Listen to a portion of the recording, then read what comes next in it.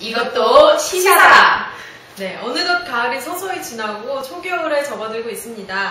날씨가 갑자기 추워져서 옷 입는 것도 신경 쓰이실 것 같아요. 네, 그것뿐인가요? 날이 추워지니까 건강도 신경 쓰이고 또 밖에 돌아다니기가 힘들어서 뭘 해야 될지 모르시는 분들 많으실 텐데요. 그래서 저희가 이 쌀쌀한 날씨에 집에서 하기 딱 좋은 독서를 주제로 들고 왔습니다. 각각 3권씩 총 6권의 책을 뽑았는데요. 네, 각각의 개성이 담긴 책 한번 소개 받아보시고요. 이번 가을과 겨울 독서 계획 짜보시는 건 어떨까요? 네, 가을은요, 따뜻한 아메리카노 마시면서 밖을 구경하기 좋은 계절인데요. 그런 의미에서 저는 본인을 힐링할 수 있는 그런 3가지 책을 준비해봤습니다. 이 책은요, 시간을 훔치는 도둑과 또 그 도둑을 훔쳐간 시간을 찾아주는 한 소녀의 모험담입니다. 우리 주위를 둘러보면요, 요즘 스스로를 돌아볼 여유조차 없이 바쁘게 사는 사람들이 참 많잖아요. 이 동화 속처럼 우리도 어쩌면 회색빛 세상 속에 살고 있다는 느낌을 많이 받는데요. 난 지금 행복한가? 그리고 정해진 쳇바퀴 속에 갇혀있지 않은가? 이런 생각을 할 수 있으면서 또 재밌게 읽을 수 있는 동화 같은 책입니다. 이 책을 읽으면서 내 자신과 내 시간을 소중히 다룰 수 있는 계기가 될 것 같습니다.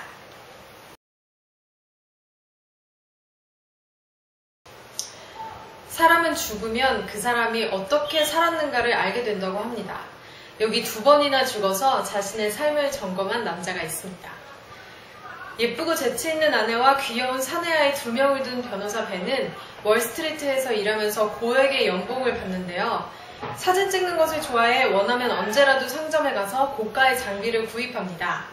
벤에게는 따로 꾸며진 암실도 있고요. 지하실엔 운동시설도 갖추고 있습니다. 차는 유아용 시트가 갖춰진 볼보까지 2대, 그리고 랄프 로렌과 아르마니에서 쇼핑합니다. 아마 이런 벤의 모습을 많은 사람들이 부러워하지 않을까 싶은데요.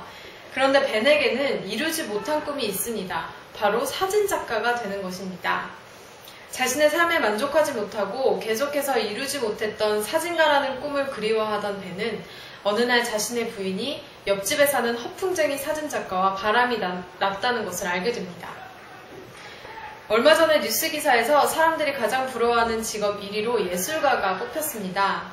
이유는 바로 자신이 원하는 것을 하면서 사니까였는데요. 그만큼 자신이 원하는 일을 하면서 살아간다는 것이 지금 사회에서 얼마나 힘든지를 보여주는 것 같습니다. 벤이 우리와 다른 이유는 바로 돈에 매몰되지 않은 점 아닐까 싶은데요. 우리는 자본주의 속에 살고 있고 이 사회에서 많은 돈을 받게 되면 상당수의 사람들은 자신을 속입니다. 꿈 대신 아르마니 수트를 입고 만족해하는 거죠. 추워서 바깥에 나가기 싫은 날 집에서 빅픽처 읽어보면 어떨까요? 좀 두꺼운가 싶기도 하지만 읽다 보면 눈을 떼지 못할 만큼 박진감이 있습니다. 그리고 이렇게 박진감 있고 재미있는 소설을 읽고 나서 주어지는 꿈에 대한 생각은 덤입니다. 네, 저는 개인적으로 어린아이 시점을 굉장히 좋아하는데요.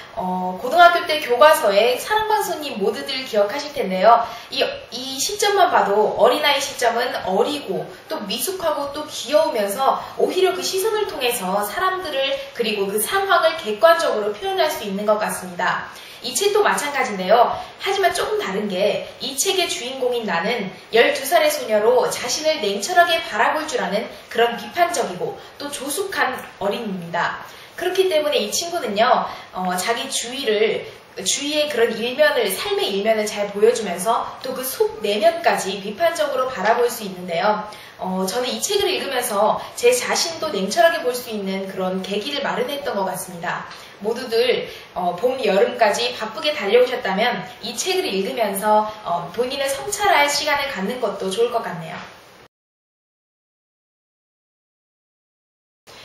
한 해 농사의 성과를 볼 수 있는 계절, 바로 가을이죠. 우리의 인생을 계절에 비유한다면 아마 가을은 우리가 어떻게 살았는가를 돌아보기에 가장 좋은 계절이 아닐까 싶은데요. 누군가는 인생을 초콜릿 상자와 같다고 하고 또 누군가는 우리의 인생이 그저 이기적인 유전자들의 숙주로 살아가는 것이라고 얘기합니다. 그리고 이 인생에서 위화는 인생이란 그저 살아가는 것을 위해 살아가는 것이라고 이야기합니다. 주인공 푸구이는 지주의 아들로 태어났습니다. 그는 예쁘고 살뜰한 아내와 눈에 넣어도 아프지 않은 딸을 두었지만 도무지 집안일에는 정을 붙이지 못합니다. 결국 도박과 술에 빠진 푸구이는 오랜 방랑 끝에 집과 땅을 모두 잃고 빈털터리 신세로 전락하죠. 그때부터 푸구이 가족의 고난은 시작됩니다. 아마 이 책을 다 읽은 독자는 푸구이의 삶이 비극적이라고 이야기할 가능성이 큰데요. 정작 본인인 푸구이는 이러한 인생에 대해 그런대로 괜찮았다고 이야기합니다. 인생의 중국 원제는 활착입니다. 활착이란 어딘가에 놓인 것이 그곳에 뿌리를 내리고 살아간다는 것을 의미하는데요. 소설을 끝까지 읽으면 이런 제목이 붙은 이유를 아마 수긍하실 수 있을 것 같습니다. 위화는 서문에서 모든 사람이 자신의 인생과 친구처럼 살아간다고 이야기합니다. 서로 미워하기도 하고 반목하기도 하고 또 때로는 서로를 거부하기도 하지만 그래도 서로를 기대서 서 있을 수밖에 없는 거죠. 아직 길지 않은 삶의 길을 걸어온 저에게 푸구이의 기구한 삶은 좀 억지스럽기도 하고 불편하기도 했습니다. 하지만 이 책을 통해 앞으로 나에게 어떤 생이 펼쳐지든 그 길의 막바지에서 나도 푸구이처럼 나의 인생과 화해할 수 있기를 바라게 되었습니다. 가을 하면 역시 시도 빼놓을 수 없겠죠. 그런 의미에서 저는 시집 한 권도 준비했습니다. 바로 루시아 시인의 시집 사랑하라, 한 번도 상처받지 않은 것처럼인데요. 이 시집은요, 고대부터 노벨 문학상 수상자까지 유무명 시인의 시 77편을 담은 시집입니다. 저는 개인적으로 이 책을 또 의미 있게 부여하는 게요. 고3 수험생 당시에 마음이 좀 혼란스럽고 어지러울 때 담임 선생님께서 선물해 주신 책인데요. 그래서 그런지 전 지금까지도 마음의 안정을 얻고 싶을 때 무작위로 책을 펼쳐서 시집 한 편을 읽곤 합니다. 지금 기회가 됐으니까 이 책의 제목이기도 한 알프레도 디 수자의 이 시를 간편하게 읽어볼까 하는데요. 모두 들어봐 주세요. 춤추라, 아무도 바라보고 있지 않은 것처럼. 사랑하라, 한 번도 상처받지 않은 것처럼. 노래하라, 아무도 듣고 있지 않은 것처럼. 일하라, 돈이 필요하지 않은 것처럼. 살라, 오늘이 마지막 날인 것처럼.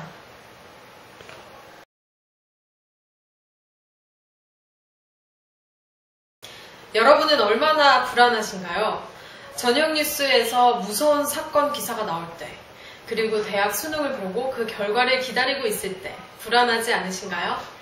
알랭드 보통은 이 불안이란 책에서 이러한 여러 가지 불안 중에서도 사회적 지위에 관한 불안을 집중적으로 다룹니다.